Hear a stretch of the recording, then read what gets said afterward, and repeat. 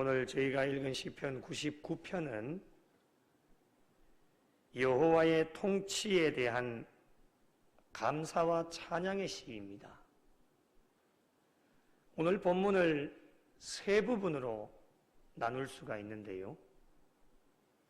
1절부터 3절까지, 그리고 4절부터 5절까지, 6절부터 9절까지 이렇게 세 단락으로 나누어 볼 수가 있습니다.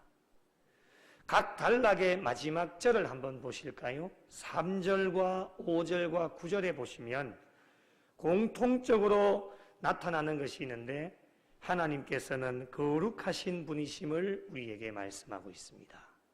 3절에 주의 크고 두려운 이름을 찬송할지니 그는 거룩하심이로다. 5절 말씀에 보면 너희는 여호와 우리 하나님을 높여 그의 발등상 앞에서 경배할지어다. 그는 거룩하시도다.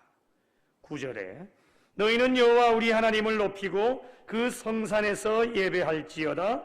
여호와 우리 하나님은 거룩하심이로다.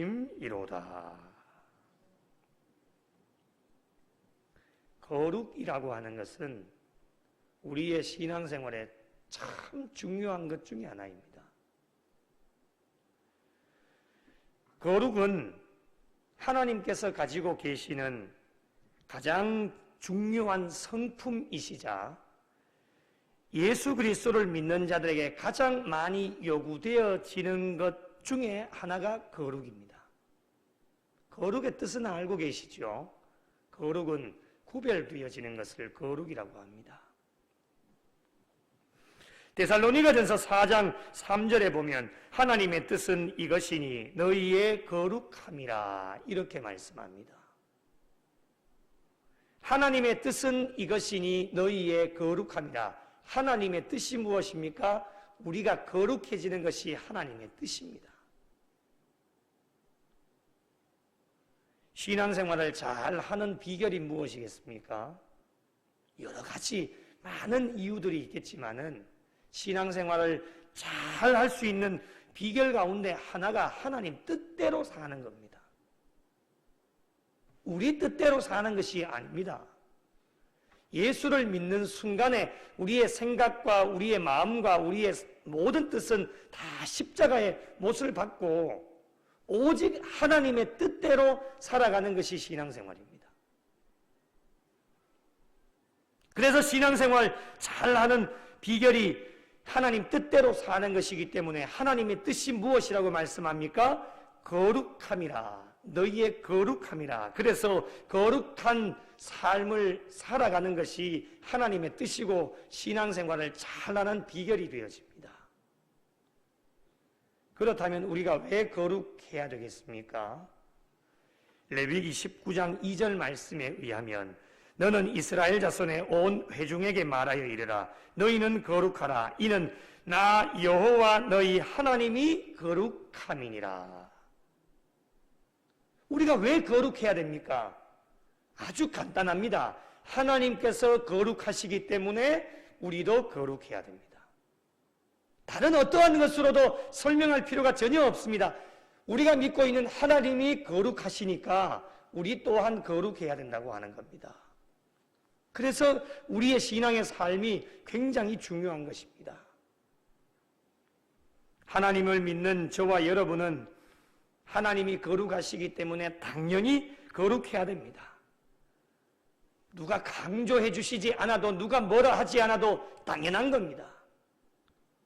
예수 그리스도를 믿는 순간부터 세상의 옷을 벗어던지고 거룩의 옷을 입고 사는 것이 우리의 신앙의 삶입니다.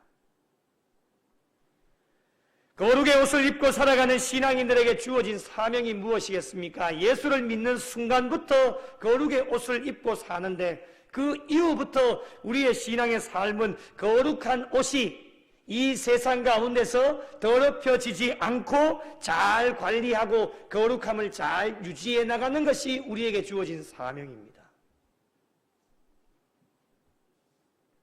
이 세상 모든 것도 영원한 것은 하나도 없습니다.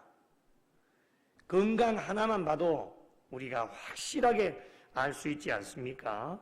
육신의 건강이요, 계속 건강한 것이 아닙니다. 연세가 드시면 드실수록 기력이 약해지는 것이 사실인데요. 그런데 하나님께서 주신 건강을 우리가 관리를 잘하고 잘 유지해 나가는 것이 굉장히 중요합니다. 막 살면 안 되십니다. 막 드시면 안 됩니다. 그럼 건강을 해칩니다. 관리한다는 것이 무엇입니까? 하나님께서 처음부터 우리에게 주신 건강을 잘 유지하고 관리하는 것이 굉장히 중요하다라고 하는 겁니다. 그래서 관리를 잘 하시는 분들 보면요, 건강하게 지내시는 것을 볼 수 있습니다. 저는 우리의 신앙의 삶도 저는 마찬가지라고 생각을 합니다. 여러분, 하나님을 믿는 믿음을 얼마만큼 잘 유지시켜 나가느냐가 굉장히 중요하거든요. 예수님을 처음 믿을 때의 그 열정, 여러분 한번 생각을 해보십시오. 내가 예수를 처음 믿을 때의 그 열정, 여러분 다 있으시지 않습니까? 처음 믿을 때의 그 열정은요, 정말 대단합니다. 누구에게도 뒤지지 않습니다. 그 열정을 계속해서 우리가 잘 유지해 나갈 수만 있다라면 여러분, 오늘날 이 시대 가운데 우리에게 어떠한 역사가 일어났겠습니까? 내가 예수를 처음 믿었을 때의 그 열정을 잘 유지시켜 나가기만 했다면 우리가 살아가는 날 동안에 어떠한 근심과 걱정과 염려도 없습니다. 하나님의 놀라운 역사와 기적이 우리의 삶 가운데 날마다 일어나게 되어졌을 것입니다. 그런데 문제는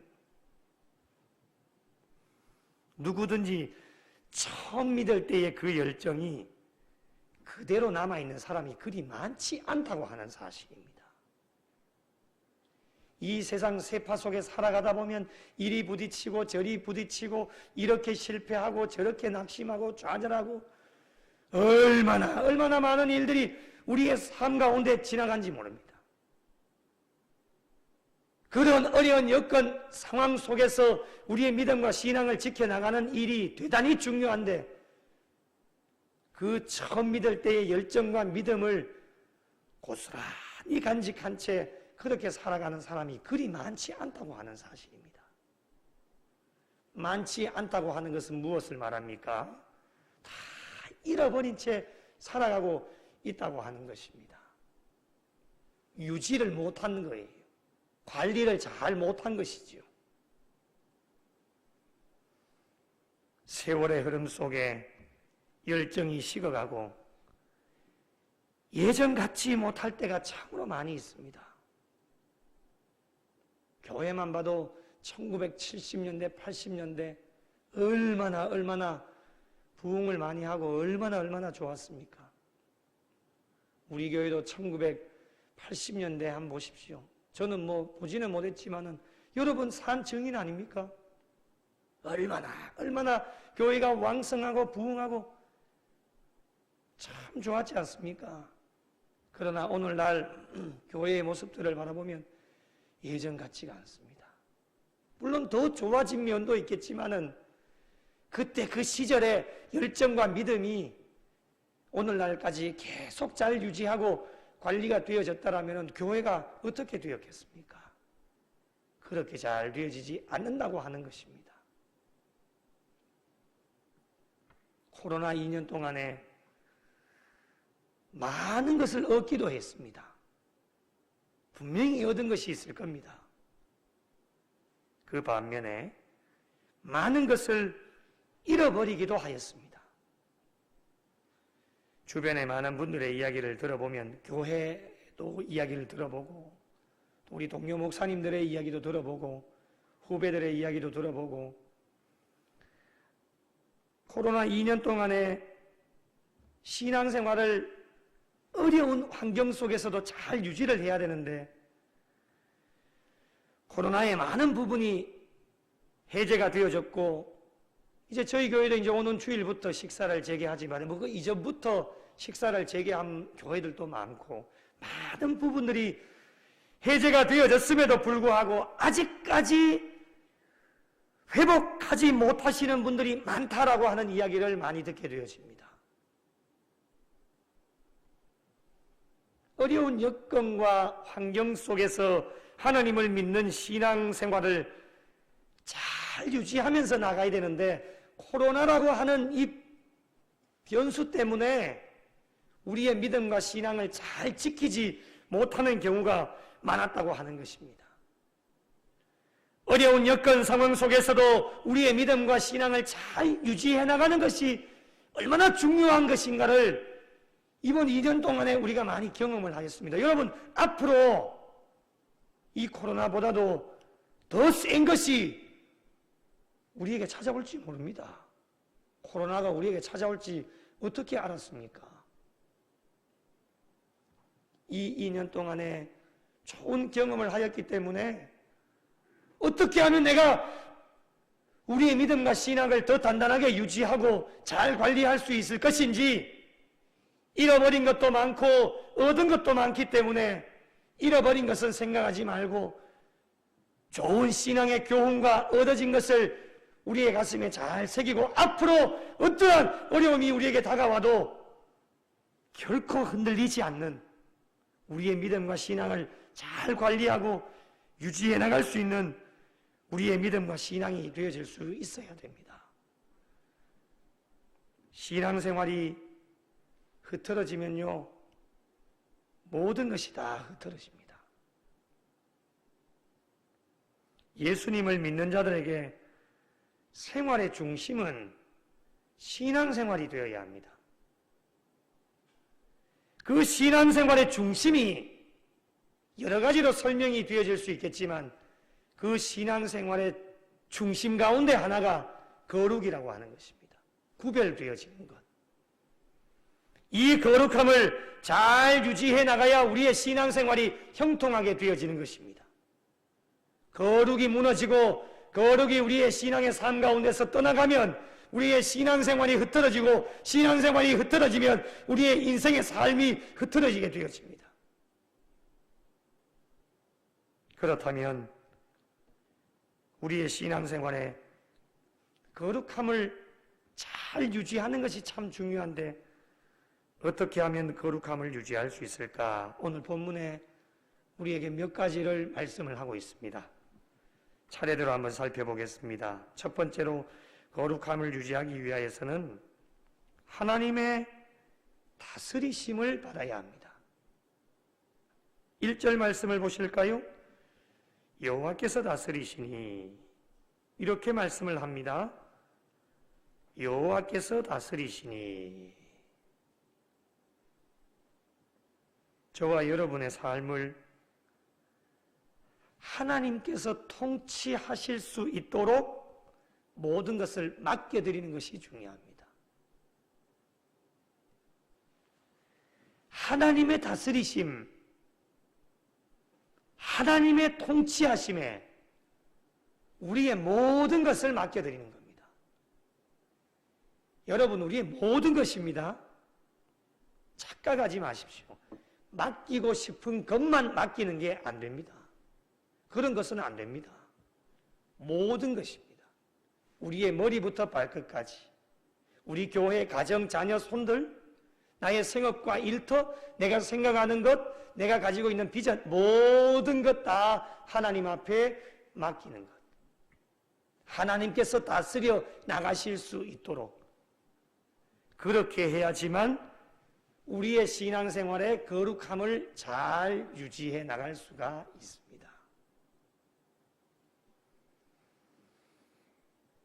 마치 자동차를 운전할 때에 사람의 손길이 필요한 것과 똑같은 겁니다, 여러분.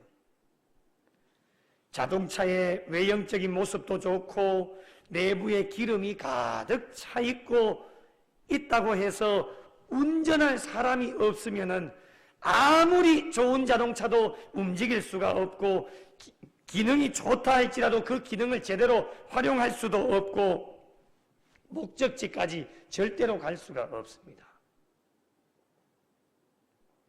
오늘날 저와 여러분의 신앙생활도 저는 마찬가지라고 생각을 합니다.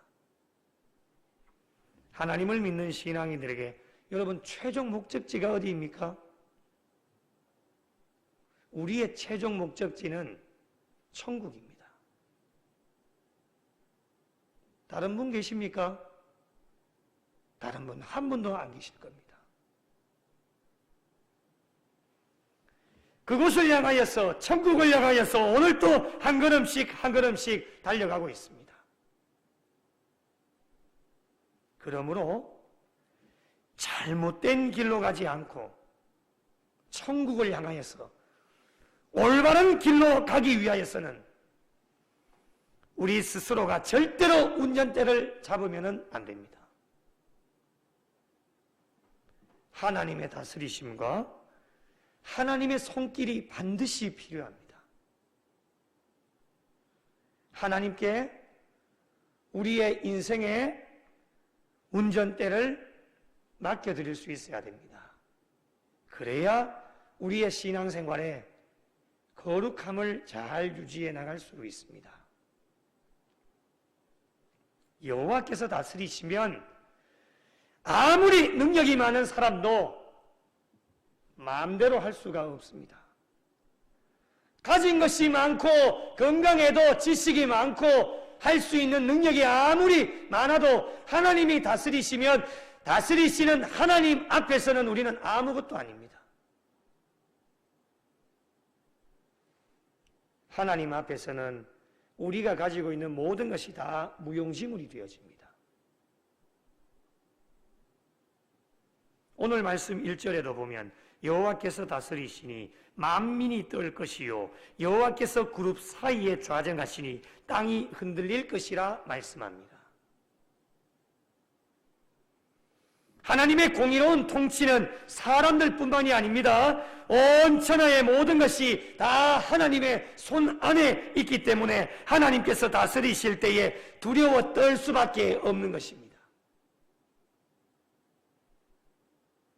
여러분, 하나님께서 저희들의 심령 가운데 좌정해 계신다라고 한번 생각을 해보십시오.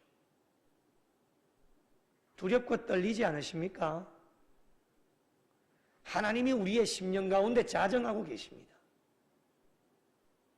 두렵고 떨리는 마음으로 신앙의 삶이 이어질 수밖에 없습니다.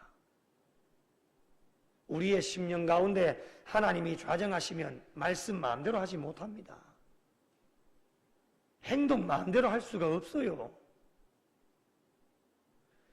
남을 비방하고 깎아내리고 손가락질하고 비판하고 그렇게 하지 못합니다. 하나님이 우리의 심령 가운데 좌정하고 계시는데 우리가 어떻게 그렇게 할 수 있습니까? 하나님이 다스리시는데 절대로 그렇게 할 수가 없습니다. 그 심령 가운데 하나님이 통치하시고 다스리시지 않고 하나님이 떠나가고 그 심령 가운데 악한 사탄과 마귀가 그 심령 가운데 들어가 있으니까 남을 비방하고 정죄하고 나쁜 말하고 나쁜 행동을 하게 되는 거예요. 하나님이 우리의 심령 가운데 좌정하시면요, 두렵고 떨리는 마음으로, 어떠한 말을 해도 두렵고 떨리는 마음으로 하나님이 우리의 심령 가운데 계시니 막 이야기할 수가 없습니다. 행동도 조심하게 되어지고요, 말하는 것도 절제하게 되어지고요, 내 마음대로 내 뜻대로 살아갈 수가 없습니다.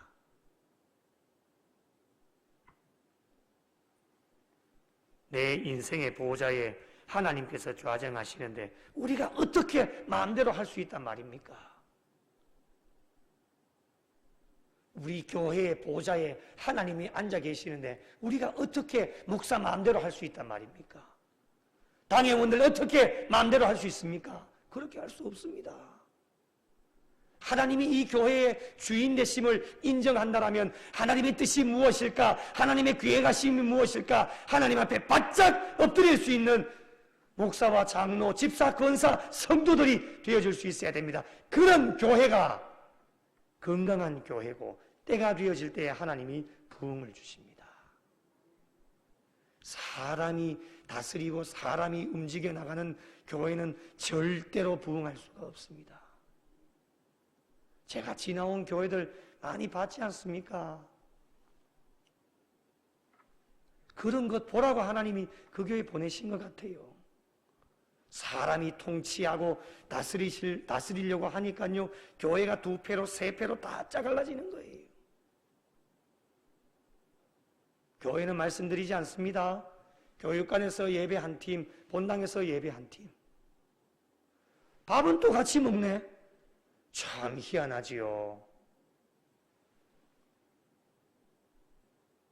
나는 그때 교육 좋은 사람이 있었는데 그거 보기 싫어가지고 밥이 넘어갑니까, 여러분? 참, 그게 인간이에요. 밥 먹을 때는 또 얼마나 맛있게 잘 드시는지, 그리고 또 예배 드릴 때는 교육관 한 팀, 본당 한 팀, 결국에는 나누어지더라고요. 참, 사람이 다스리려고 하니까 교회가 그렇게 되는 거예요. 교회는 사람이 다스리는 곳이 아닙니다. 교회는 하나님이 다스리시는 곳이 되어져야 건강한 교회가 되어집니다. 그래서 하나님께 모든 것을 다 맡겨드려야 됩니다. 왜 목사 마음대로 하려고 합니까? 왜 장로 마음대로 하려고 합니까?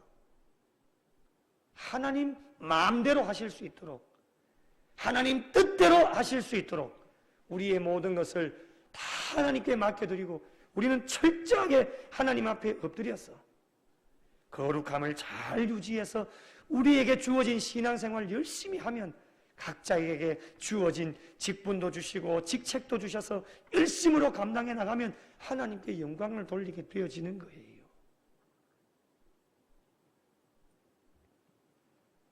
우리의 인생의 보좌에 하나님께서 좌정하시지 않고 나 자신이 앉으면 내 마음대로 하는 거예요. 여러분, 하나님 다스리시면 하나님의 통치하에 우리의 모든 것을 맡겨드려야 되기 때문에 때로는 불편할 때가 많아요. 하나님 이렇게 해라 저렇게 해라 지시하시니까 그거 따라가려면 얼마나 불편해요. 그런데 내 인생의 보좌에 하나님이 앉아 계시지 않고 내가 앉아 있으면 내 마음대로 할 수 있으니까, 내 뜻대로 할 수 있으니까 얼마나 편합니까? 그러나 여러분, 조금은 편하다 할지라도 절대로 거룩함을 유지할 수가 없고 그 길의 끝은 멸망입니다. 성경은 저와 여러분에게 멸망이라고 여러 곳에서 우리에게 교훈해 주고 계십니다. 하나님의 다스리심은 거룩함을 잘 유지할 수 있는 비결이 되어지고 그 길의 끝은 구원이기에 하나님께서 이끌어 가시는 대로 때로는 불편하다 할지라도 하나님께 모든 것을 다 맡겨드리고 나아갈 수 있는 성도들이 되어질 수 있어야 될 것입니다.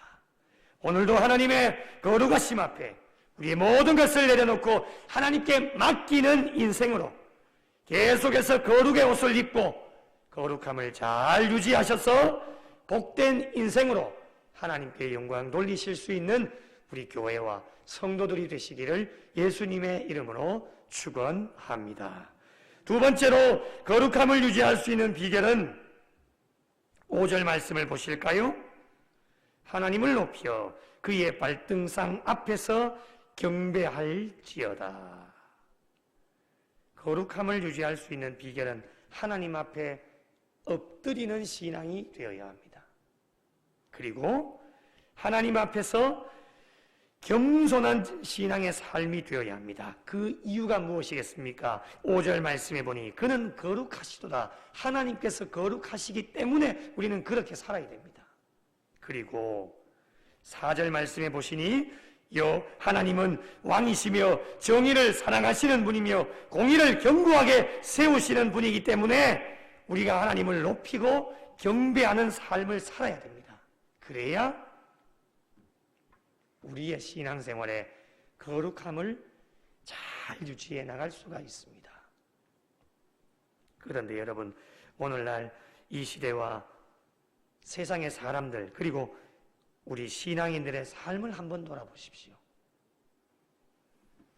세상은 하나님을 믿지 않기 때문에 그렇다 치더라도 안타깝게도 하나님을 믿는 우리 신앙인들 가운데 정의와 공의가 무너진 채 거룩함의 옷을 벗어 던져버리고 세상 사람들과 똑같이 세상의 옷을 입고 살아가는 그리스도인이라고 말 붙이기도 좀 그렇지만 어쨌든 한번 붙여보겠습니다. 그런 그리스도인들이 정말 많습니다.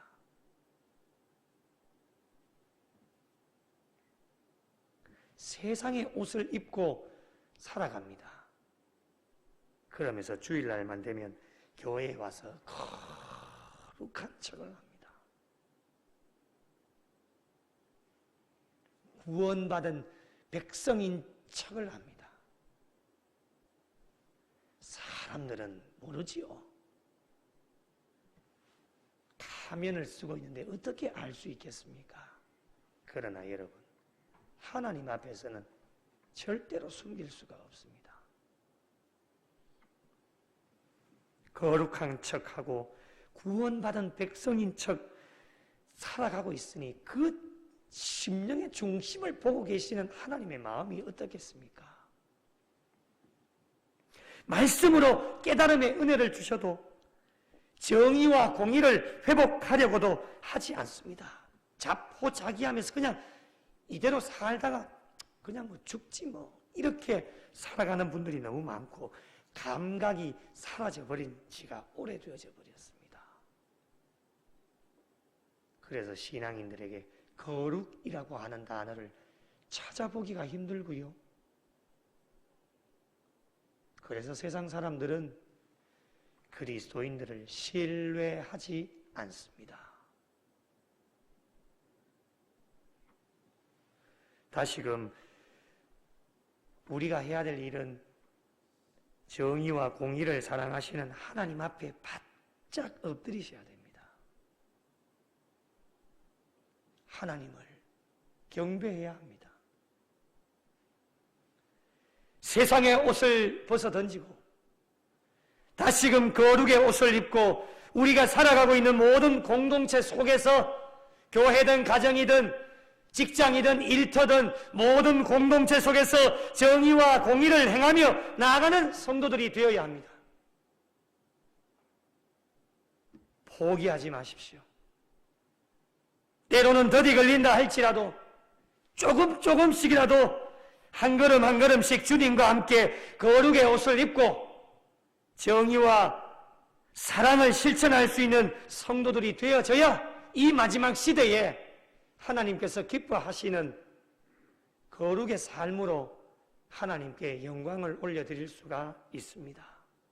포기하면 아무것도 할 수 없습니다. 포기는 누가 좋아하느냐? 사단과 마귀가 좋아합니다. 그러나 하나님은 우리에게 포기하지 말라고 늘 우리를 격려해 주시고 말씀으로 우리를 깨우쳐 주십니다.